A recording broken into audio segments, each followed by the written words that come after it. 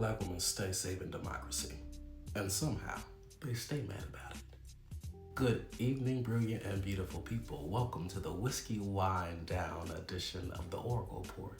Tonight, we're talking Democrats, destabilization, and distraction. Let's get into it. With Jasmine Crockett entering the race, the opposition and the backlash came fast. And not just from the racist conservatives who always underestimate Black women, but from that corner of the progressive left that has made Israel-Palestine politics and prioritized them above all else, including any real strategic vision. But we've been here before. We were just here with Kamala Harris, expecting perfection from politicians and government employees that were never hired or meant to lead our liberation movements. Let's be clear, politicians are never going to deliver our political liberation or our personal sovereignty.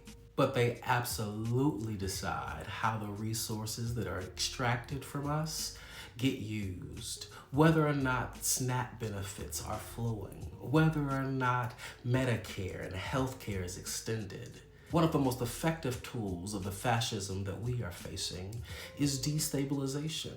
If you destabilize the people, then they are willing to accept what you are giving them, including dictatorship.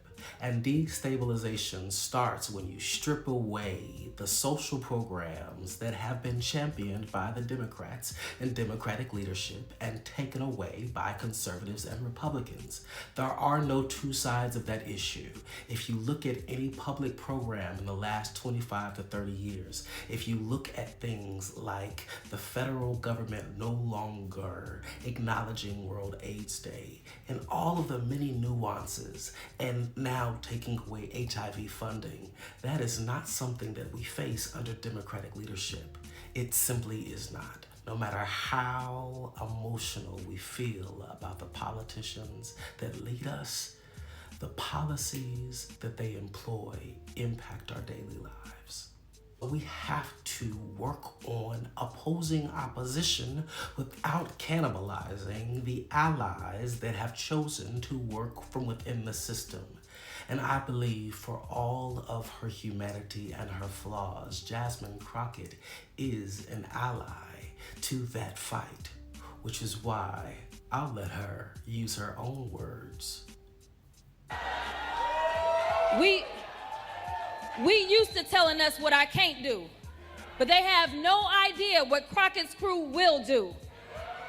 And so I just want to be clear, for all the haters in the back, listen up real loud. We gonna get this thing done.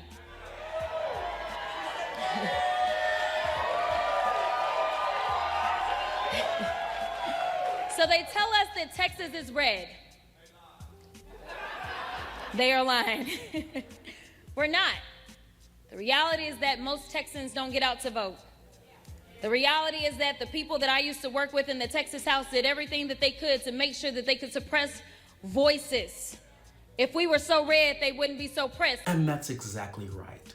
Why would the Supreme Court, why would Donald Trump, why would Greg Abbott go out of their way to make sure that the votes of Black voters in Texas were worth 1/5 the weight of their white counterparts? Why, if it does not matter and the votes don't matter, why are we so suppressed? See, Texas is not a red state, it's a voter suppressed state. It's a low voter turnout state. And with the entrance of people like Jasmine Crockett and even Tallarico, we are poised to push voter turnout if all hands are on deck. We must walk and chew bubble gum at the same time. We're going to have to organize locally. We're going to have to fight statewide, and we're going to have to influence nationally.